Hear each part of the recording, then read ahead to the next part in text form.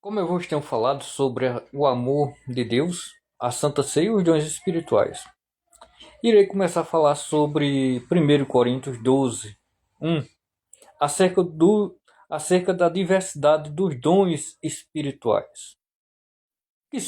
O que são os dons espirituais? Para que foi estabelecido esses dons espirituais? A igreja. E a quem são esses dons espirituais? Então, pois bem, nós iremos entender um pouco porque foi estabelecido e a quem são. E quem escolhe essas pessoas?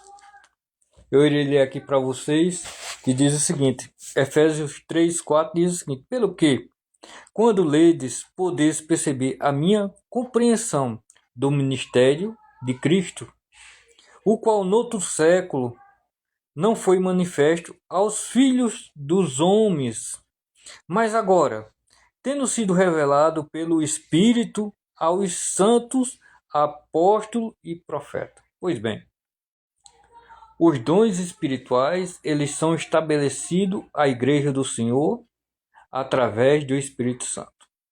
O Senhor disse: Eu subirei e rogarei ao Pai, e ele vos dará outro consolador, outro paraqueto, semelhante a mim. E diz o seguinte: a quem? Os apóstolos e profetas. Por que apóstolos e profetas? Eu falei de fundamentos que Cristo estabeleceu e profetas.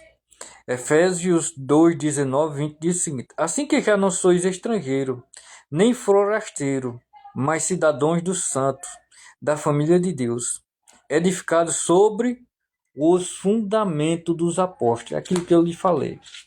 Se não existe fundamento na igreja, o que é fundamento? É ensinamento, é pontos e vírgulas e tios. E a Bíblia diz: aquele que acrescentar ou tirar alguma coisa, o Senhor tiraria o nome dele do livro da vida. Então fala sobre os fundamentos dos apóstolos. E quem deu esses fundamentos aos apóstolos? Foi o próprio Cristo que passou para ele. Então esses fundamentos foi o fundamento que o homem quebrou lá no princípio do Jardim do Éden. Por isso que o homem foi expulso do Jardim do Éden. E Deus colocou um anjo com uma espada de fogo para que ele não entrasse e comesse da árvore da vida. E quem era essa árvore da vida? Era o próprio Jesus Cristo. Jesus Cristo disse que ele é o caminho e a verdade. Se lembra do caminho? O caminho foi fechado. Mas hoje o caminho está aberto para que nós tenhamos livre acesso diante de Deus. E nós vamos receber da plenitude de Deus na pessoa de Jesus Cristo e dos profetas. Que Jesus Cristo é a principal pedra de esquina. Então, uma igreja sem essa pedra de esquina não tem como ela subsistir. Não tem como ela prevalecer contra as portas do inferno. Não tem.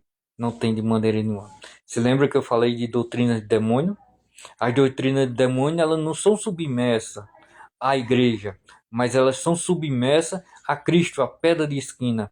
O verbo se fez carne e habitou entre os homens. Para todo aquele que crê. Crê o quê? Você crê na palavra, você vê, você pratica, você se santifica.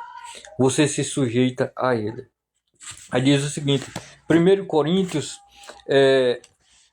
3,10 diz: segundo a graça de Deus que me foi dada, pois eu, com sábio arquiteto, veja, ele vai falar de arquiteto, o fundamento e outro edifica sobre ele. Quem é que edifica? Então veja, ele está falando de arquiteto. Mas existe o mestre de obra, existe o pedreiro, existe o engenheiro. Tudo é uma cadeia de ensinamento. Então ele diz o seguinte: arquiteto, o fundamento, qual foi o fundamento? Que Cristo passou para os apóstolos e os apóstolos fizeram o fundamento. O fundamento é o quê? Você fez sua casa sobre o quê? A casa sobre a rocha. Está lembrado? Aqueles que ouçam a minha palavra e as pratiquem, eles serão mais do que bem-aventurados. Mas aquele que não ouça é sobre a casa da areia. Então, fundamento. E outro edifica, saiba ele, não veja cada um como edifica sobre ele. Então, vejamos como edificamos sobre esse fundamento, porque nós vamos prestar conta.